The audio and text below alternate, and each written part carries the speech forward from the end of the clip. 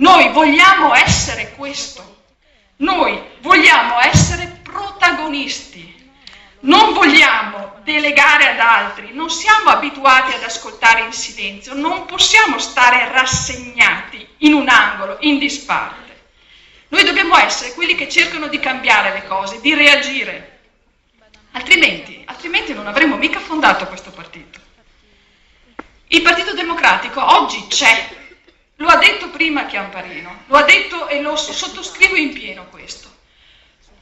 Noi dobbiamo diventare il baricentro dell'alternativa a Berlusconi. Dobbiamo recuperare chi in questo momento è anche orfano di Berlusconi, ma lo possiamo fare e lo faremo nel momento in cui la nostra proposta politica sarà chiara, sarà precisa, sarà definita e sarà riferita alla realtà di questo Paese. A cominciare dai comuni, a cominciare dalla scuola, a cominciare dall'immigrazione, a cominciare dal lavoro, le cose di cui ci siamo occupate oggi.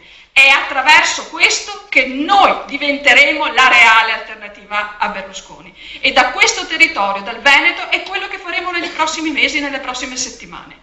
Quello di cui avete discusso oggi sarà trasformato, sarà portato ai circoli, agli iscritti, a tutti coloro che lo vorranno conoscere, come la nostra proposta di cambiamento del Paese. Già oggi abbiamo cominciato coinvolgendo i circoli in questa assemblea. Non era semplice pensare a cambiare questa prospettiva. Siamo abituati ad organismi, anche da un punto di vista statutario, molto spesso pesanti, molto spesso incapaci di reagire e incapaci anche di prendere in mano il partito e di renderlo reattivo alle situazioni.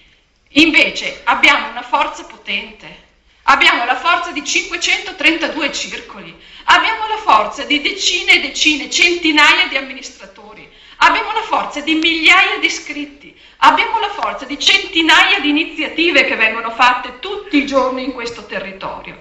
Allora l'orgoglio e la forza è di prendere in mano, prendere insieme questa forza, questa potenza, questa gente e muoverla compattamente, unitariamente verso l'unico vero obiettivo: mandare a casa Berlusconi una volta per tutte.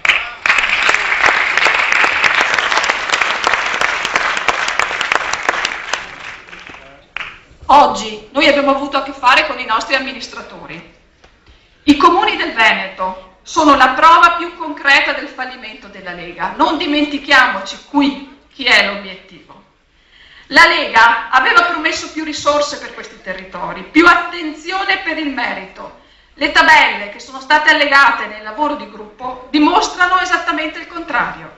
I soldi ai comuni saranno sempre meno e i tagli lineari per tutti. Non importa se sei stato virtuoso, non importa se sei stato sprecone, non fa differenza. E allora dov'è finito il merito? Dov'è finito il federalismo? La Lega ha tradito il Veneto e noi dobbiamo dirlo questo. Dobbiamo avere la capacità di dirlo comune per comune, contrada per contrada, porta a porta, strada per strada. Lo sappiamo fare, voi lo riuscite a fare. Il governo di Berlusconi e di Bossi, imitato in questo da Zaia nel Veneto, con i tagli lineari ha rinunciato alla politica. Che cos'è la politica? La politica significa scegliere. Scegliere da che parte si sta. È semplice. Da che parte stai? Scegliere chi ha bisogno e chi no. Scegliere chi merita e chi no. Scegliere cosa cambiare e cosa no. Ecco la ragione per cui è nato il Partito Democratico. È nato per esistere e per proporre all'Italia una scelta, la scelta di cambiare il Paese in meglio. E come si fa? Qui, oggi, concretamente, programmaticamente, abbiamo toccato 4 nodi, 4 tasti. Il fisco. Serve più merito, un fisco che premia chi lavora e chi rischia e più duro invece con la rendita. Se si agisce qui, anche la sfida alla crisi e alla disoccupazione sarà meno difficile. Le autonomie locali hanno bisogno di maggiori responsabilità, ma soprattutto e di pari passo di più risorse.